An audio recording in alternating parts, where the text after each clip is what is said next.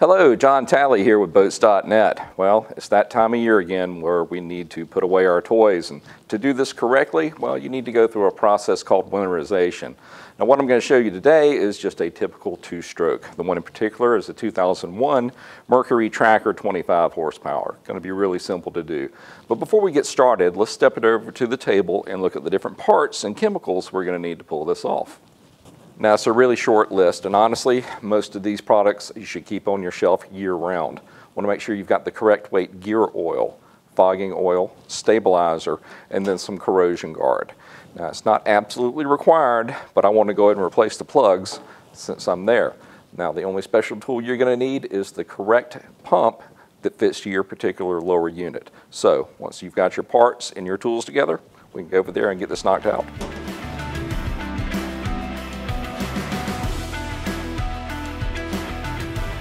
So pretty simple to do. We just want to go ahead and remove the overflow, and now we want to remove the drain. Now here's where you need to pay a little bit of attention. When you're draining this, if it has a milky look to it, that means you've probably lost a seal somewhere. So you want to pay attention to what's coming out of it. That explains why it was pushing it out the top. This one actually has ingested water into the bottom of it, but it has not been in there long enough to actually emulsify it. Now, sometimes you'll have a plug with a magnetic tip, which I highly recommend. That's going to pick up and hold any metal shavings that are flying around in there. I don't believe this one had that particular tip. Now, I did notice when we pulled this out, not unless it stayed in the actual bottom of the lower unit, I don't see its washer. So that may be why this one has some water in it. It was in there, it was just stuck in the bottom. That's the other trick. If you think you've lost it, make sure, because you wouldn't want to stack these either. So, looks like the rest of that ooze is drained out, so let's go ahead and get it refilled.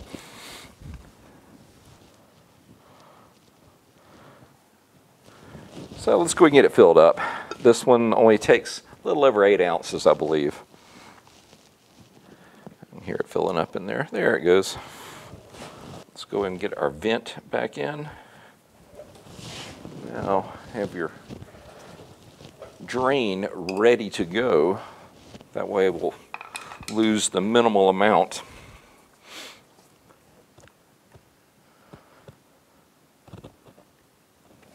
And that's all there is to that. So let's move on to the next. Next, we want to discuss what we need to do with the fuel system. Now, there's a couple of different approaches that we're going to look at here. Now, granted, this is a smaller engine, so I guarantee you it's just got a standalone 5 or 6 gallon tank that usually sits in the boat, easily accessible. Now, if it was actually a fuel tank that stayed on the boat where it could not be removed, that's when you need to put in some stabilizer into the system. Now, you want to pay attention to whatever stabilizer you use. It is going to tell you the amount that you need to put in. Because what you don't want to do is put in too much and gum up your system, or worse than that, not put in enough to where it can do its job. But in either occurrence, go ahead and put some of this into that temporary tank, hook up your flushing device, and let it run for about 10 minutes. That'll give it time to pull up the mixture into the fuel system. And once that's done, take the fuel away and let it run until it's about to stop. You can hear it start to sputter, and at that point, you'll take some of the fogging oil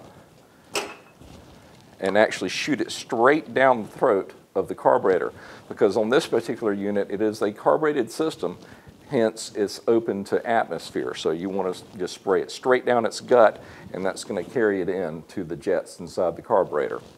At that point, it'll shut down. Now, once you've accomplished that, what we want to do next is actually remove the spark plugs and then spray the fogging oil directly into the cylinders, rotate the engine a couple of times, and then install those new spark plugs.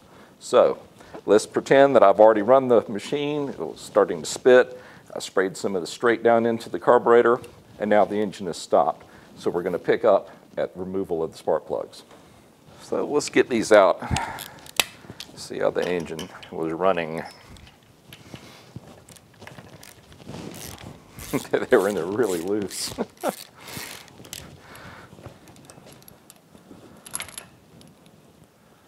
Little on the rich side. but we're not going to worry about that right now. That wasn't 20 foot-pounds. Nowhere close. More like 5.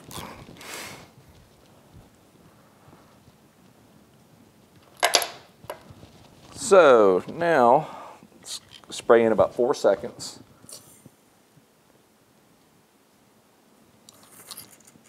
Four more down here. And now let's pull it through a couple of times just to get things mixed up in there. Don't want to pull it real fast because we don't want to spit out all that oil that we just put in it. We just want to pull it slow. Well, it did spit out a little bit, so I'm going to pop just a little bit more in there. Just a couple of seconds.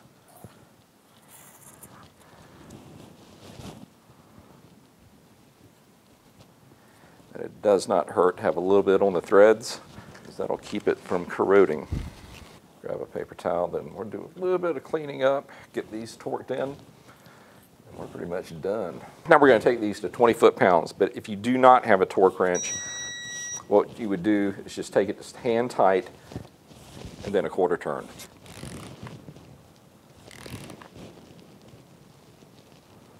Getting close right there.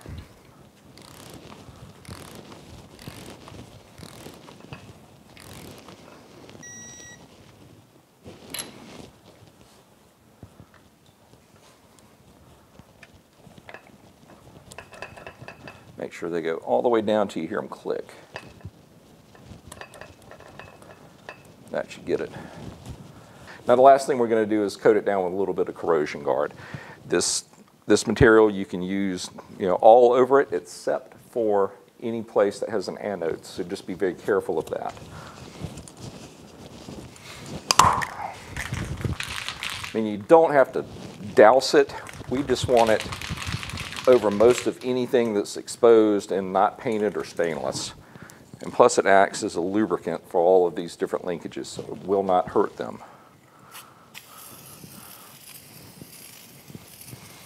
It goes on in a thin coat.